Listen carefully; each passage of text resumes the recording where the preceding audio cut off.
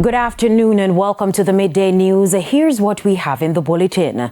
Jamaica Education Transformation Commission reports progress. Opposition spokesman on housing blasts government over claims that it has achieved the housing target. And later in sports, West Indies lose to Australia in Andre Russell's final international. Thank you for joining us. I'm Kerry and Simpson. Here are the details. The Education Oversight Committee, ETOC, is reporting progress in the implementation of recommendations in the Jamaica Education Transformation Commission report. ETOC provided an update at a press briefing this morning. Details in this report. The Education Transformation Oversight Committee, ETOC, is reporting a 30% progress rate on the implementation of the 365 recommendations contained in the Jamaica Education Transformation Commission report. Chairman of ETOC, Dr. Adrian Stokes, made the revelation at Wednesday's press conference for the Education Transformation Oversight Committee. This is a positive increase from the 23% progress reported at our last quarterly briefing. Now, work has begun on all pillars, with all initiated endeavors progressing as planned.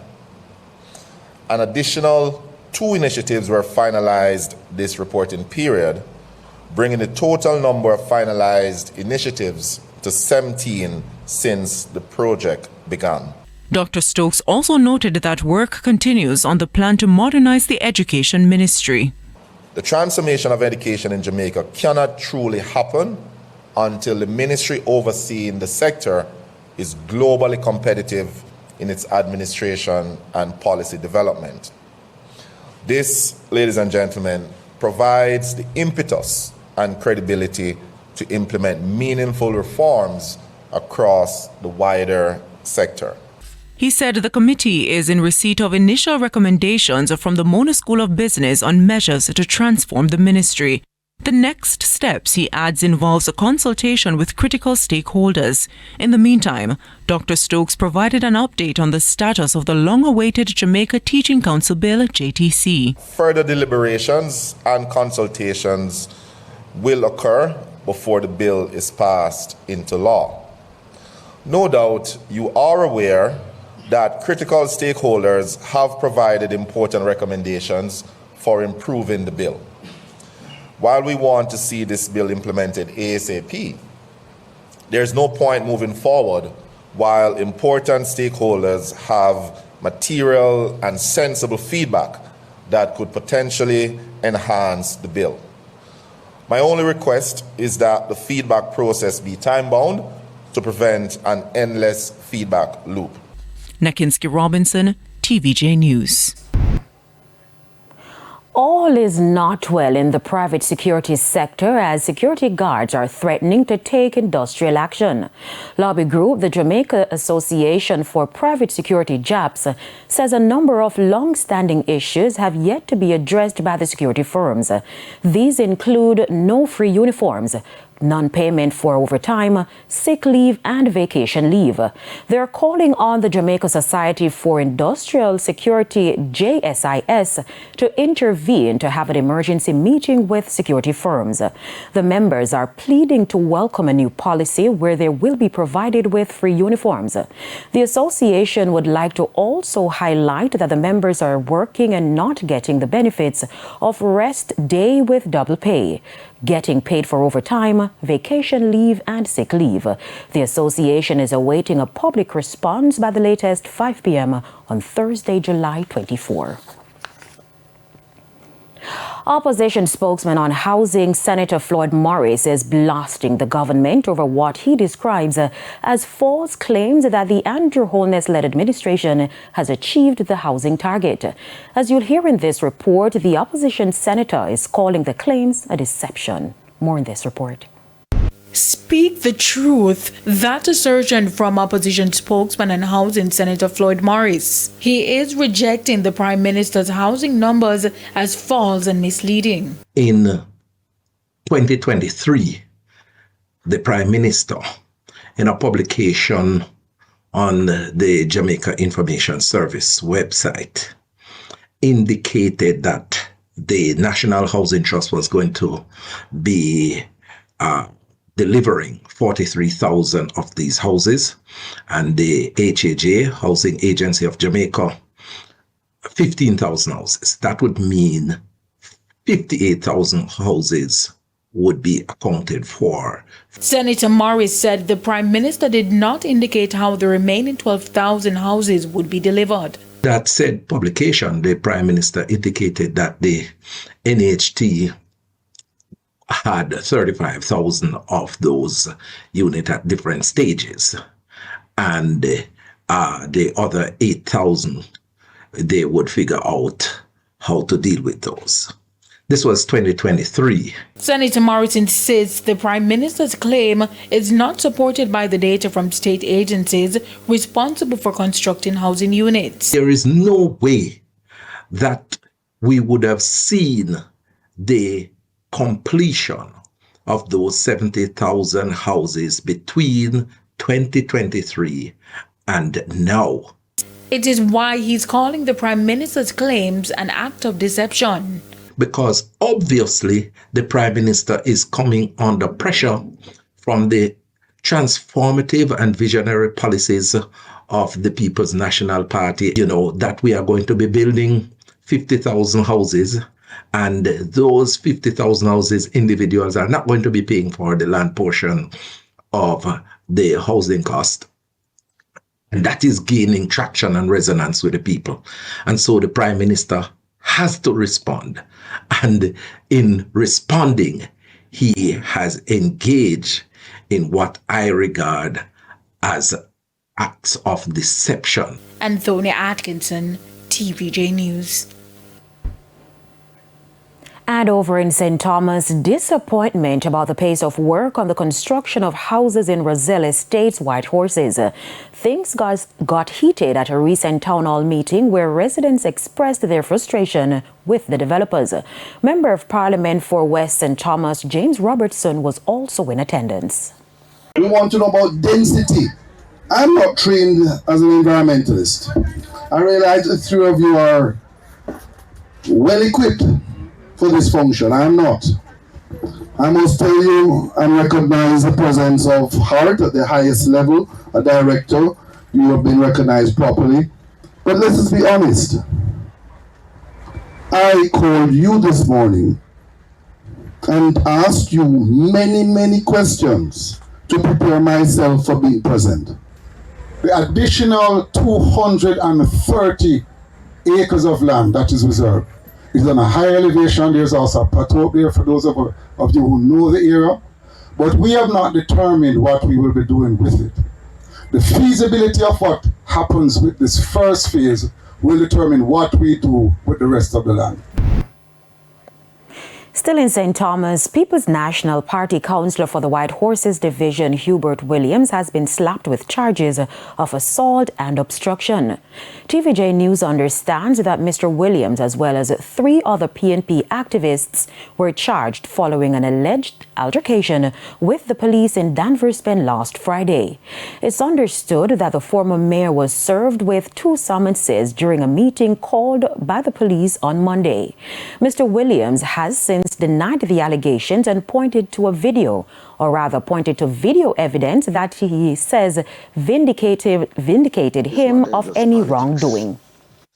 And it's just sad that we have policemen that have become part of the politics. Because when you don't touch a person, you don't use what we call in Jamaica a bad word. You don't point your hand in the person's face. No physical contact with that person. You're just talking an issue to save the life of an unsound mind person. And you've been charged with assault. It's sad. Operations Officer for St. Thomas Deputy Superintendent Michael Campbell confirmed that Williams had been summoned, however declined to share further details. Mr. Williams and the other activists are to appear in the St. Thomas Parish Court on August 13. Nurse practitioners are facing significant challenges within the public health system, particularly regarding patients' access to medication. Reporting from their conference in Trelawney, Shamela Pullen highlights these ongoing concerns. Thank you, Carrie-Ann. It's day 2 of the Nurse Practitioner of Jamaica conference here in Trelawney.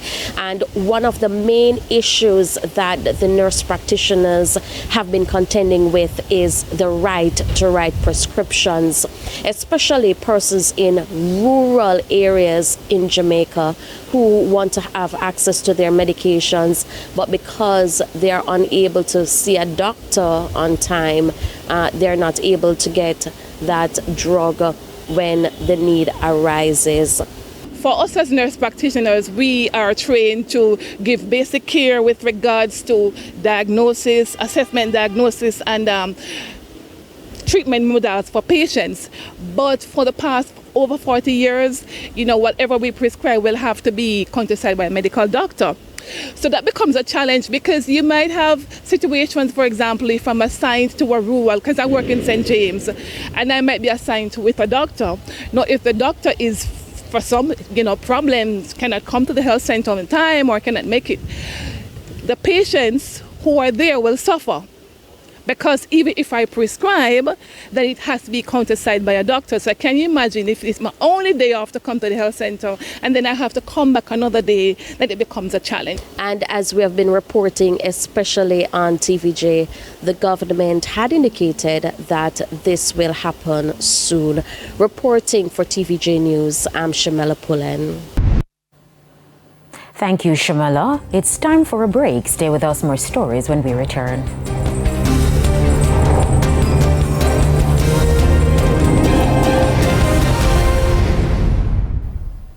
Welcome back to the Midday News. It's now time for the Business Minute. Small, medium and large Jamaican investors will get the chance to own a piece of the long-awaited Harmony Cove Resort. Managing partner of Nexus Luxury Collection, Christopher Anand, said an initial public offering will be launched once the $1 billion project is completed, giving Jamaicans the chance to become shareholders. He says the investment thresholds will be accessible with options to buy in at $1,000, $5,000 or $10,000. Further afield, U.S. President Donald Trump on Tuesday touted what he described as a massive trade deal with Japan, America's 5th largest source of imports. The long-awaited agreement includes a 15% reciprocal tariff on Japanese goods exported to the United States. The deal also calls for Tokyo to invest $550 billion into the U.S. Trump said America will receive 90% of the profits, but didn't say how those investments would work or how the profits would be calculated. And that's it for the Business Minute. And here's a preview of what's coming up in this evening's Health Report. In this evening's health report, we look at hydration and dehydration. So persons who are, say, in an air-conditioned environment really don't have the need for fluid intake to the extent of, say, somebody who's out in the sun digging a ditch. There are various rules of thumb. Persons who say, well, if you're out there every 15 minutes, you should drink a glass of water, something like that. For me, the rule of thumb is nice. But the key for me is an individual. How do you feel? If you're thirsty, drink. If the mouth is dry, drink. If the skin is getting dry and you're feeling confused, drink. It means that you are thirsty. It means that you are running a bit dehydrated. That's the health report in Primetime News at 7. And now for today's healthy living tip. Follow a hydration plan every day. Carry a water bottle so fluids are always accessible and you remember to drink. Eat foods with high water content and reduce your alcohol intake. Time now for the top regional and international stories. In the region, the United Nations has voiced deep concern over escalating violence in Haiti's Artibonite department, where recent armed attacks forced nearly 15,000 people to flee, mainly from Dessalines and Veretis. Many have sought refuge in remote areas like Poste Pereop, hosted by local families. UN spokesman Stéphane Dujarric called the crisis horrendous, noting that ongoing clashes between gangs and self-defense groups continue to displace civilians and damage property. Thank you, Shane. We now head to a quick break. When we come back, we'll have your Midday Sports Report.